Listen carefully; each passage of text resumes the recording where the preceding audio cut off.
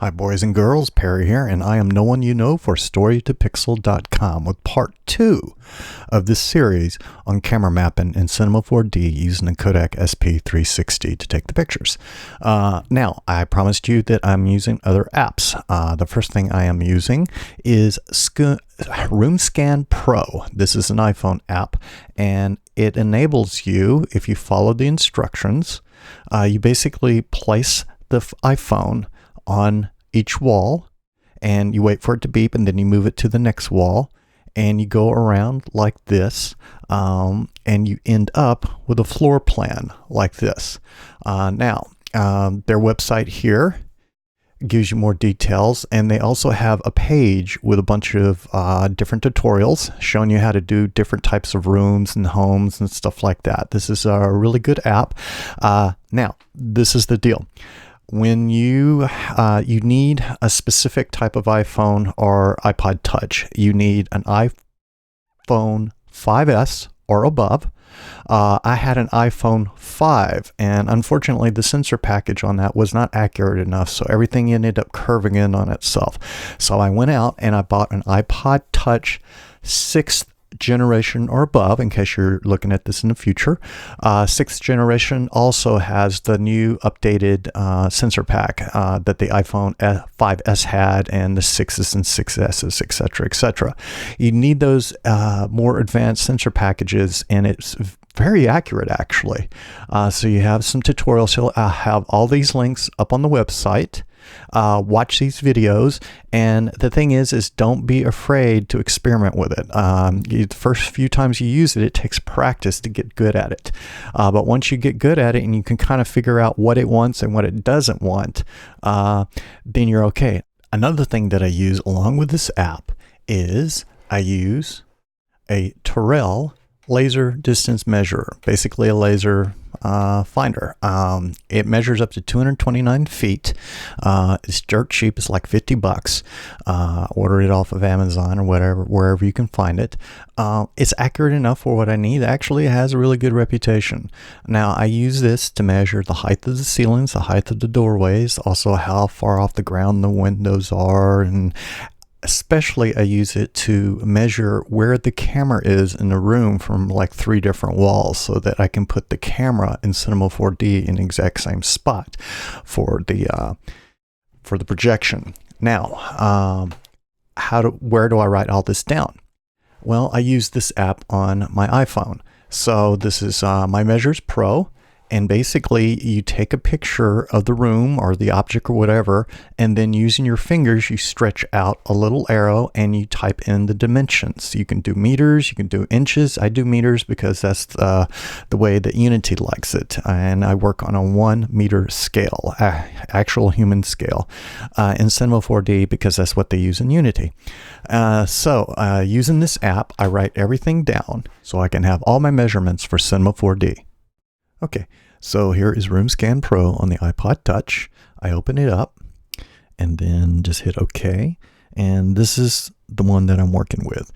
Basically, you do each room separate and then you link them together and you end up with this. And that is everything right there. So this is the house. You'll notice there's no doors and no windows. I did that on purpose because the way the app does doors and windows is just extra things you have to throw away and then modify in Illustrator, and I'll show you that later. So hit done. Now I need to export it. Now exporting it cost 99 cents for 50 export credits. That's fine. You're not going to use that much unless you run into it as a business, but that's a very cheap cost on that. So all you have to do is hit export, and then you can export in all these different formats. The one that we will use is export to DXF, suitable for CAD software in meters. So what I end up with is my DXF file. Now, Cinema 4D can open DXF files, but they open 2012 files. They don't open the more modern ones. So how do you get around that? Well, if you double click it and you got Illustrator, it opens in Illustrator. So what I do is I scale it to fit the artboard and then hit OK.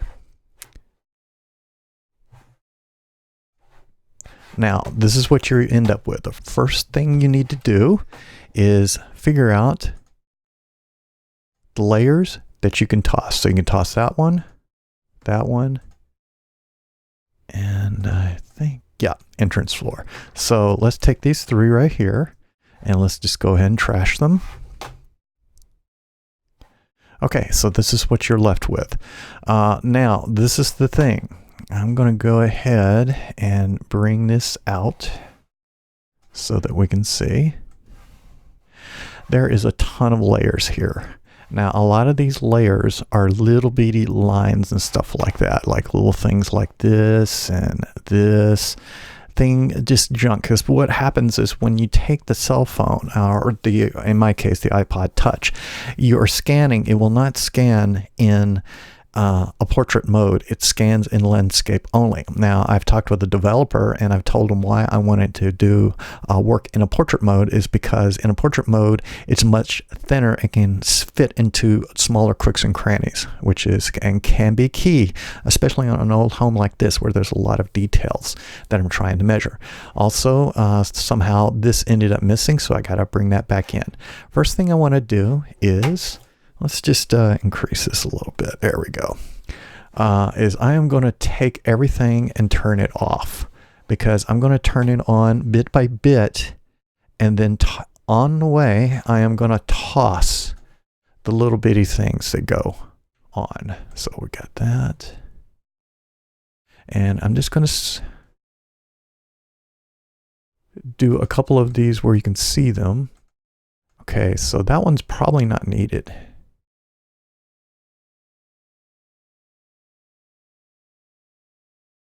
Yeah, okay, so I got two little pieces of junk there. Let's just go ahead and get rid of those.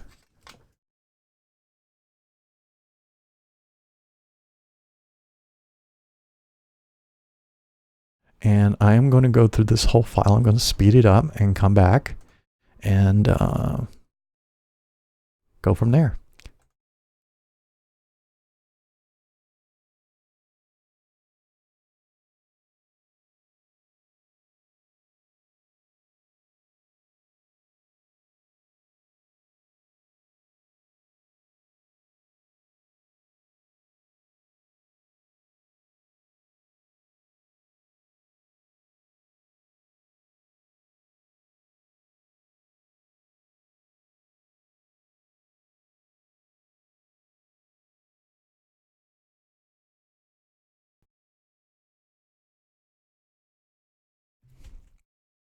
Okay, now that I have all the lines that I want, I need to start doing some editing. I need to connect this right here. This right here is the fireplace. Now, the problem that I have found is this wall and this wall are supposed to go straight across. And this is the heater right here. And this is supposed to be even with this. But the problem is when I used the iPod Touch with the app, and made the turns and everything, it made these at different distances. So when I extruded everything, I started noticing that when I had to bring the wall up above the fireplace, that there was actually gaps in there. So what I'm going to do is I'm going to remove the fireplace and just make it a flat wall across here. And same thing with the heater, and I'll take care of that in the extrusions because I got all the measurements for that kind of stuff. Now, another thing I want to do is, for one thing, to help me, I'm going to use guides. I'm going to pull out guides and bring them down. So that's what I'm going to use that for. And hold on one second. So another thing is that this is where the two windows are coming out, and then the sunken window right here, I have the same problem. So I'm going to leave these extruded the way they are. And then I'm going to even up, make sure that this wall is in a straight line with this wall and this wall. And well, these are the front glass doors of the buffet. Are even right here. And right here, this is where actually there's a big window that goes right here, and there's a door that goes right here. This is a blank wall. The reason I did not include those on the measurements is because it's difficult in the app. It's good enough for like an interior decorator, but for our purposes, it'd be easier just to take the texture from the camera mapping and say, okay, there's the door, and extrude a door and do everything you need there. Also, this is a little, actually, this is a closet right here. This is going into from the living room to the bedroom. And this got screwed up because the iPhone couldn't bend around all the different quarters in a nice manner to give me clean measurements. So I'm going to have to build this up and kind of fake it, to tell you the truth. Yes, this wall right here is out further than this wall, and I looked at the exterior of the house, and that is true. I need to clean this up, and I need to take care of that gap right there.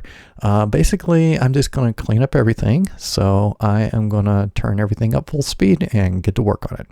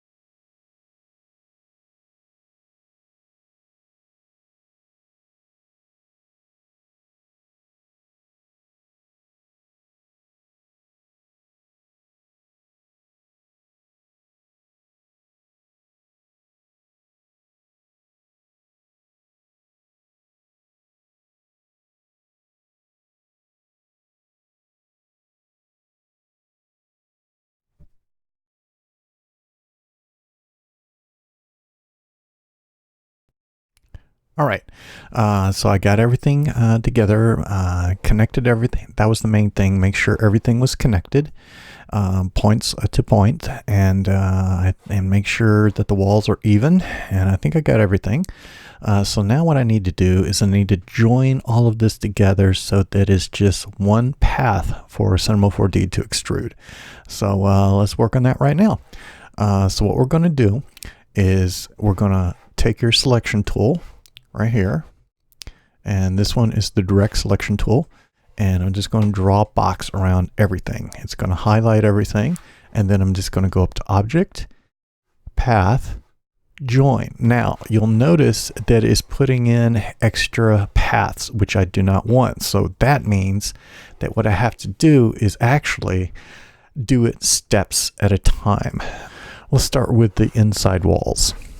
So I'm going to take all of these. Let's see if that will join together.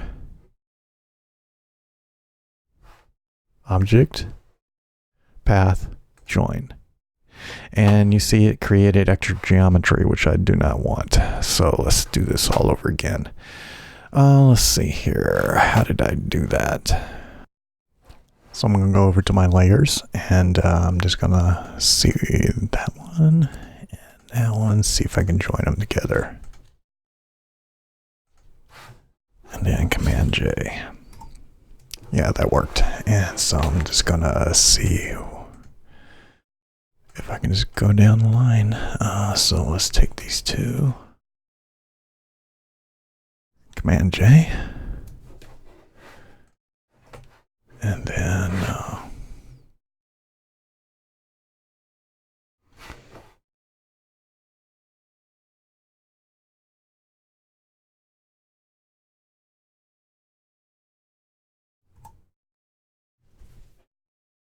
so I'm just going to keep going and speed it up and do everything.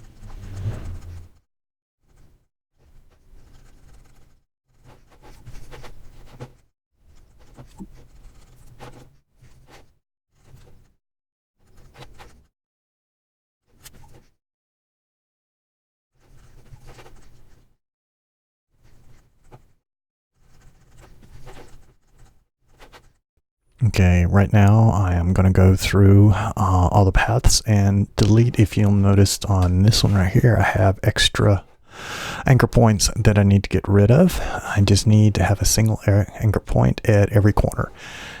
So that's what I'm going to work on in a speed up mode.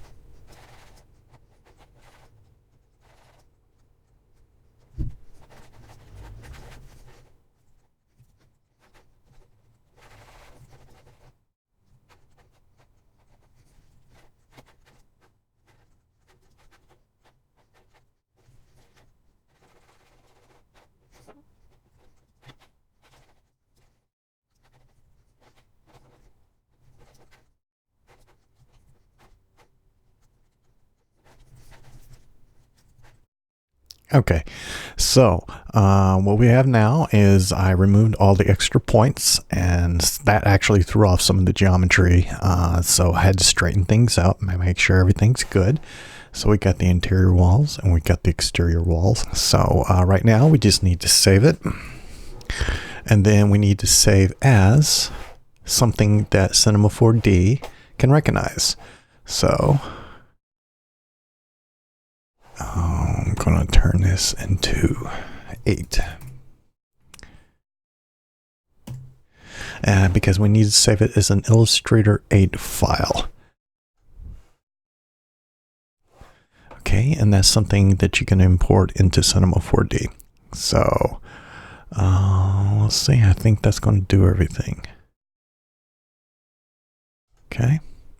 In the next part of this tutorial series on camera projection, we're going to take these splines and extrude them in Cinema 4D into a 3D object, which we will texture later. So that's it for now. This is Perry, and I am no one you know for StoryToPixel.com.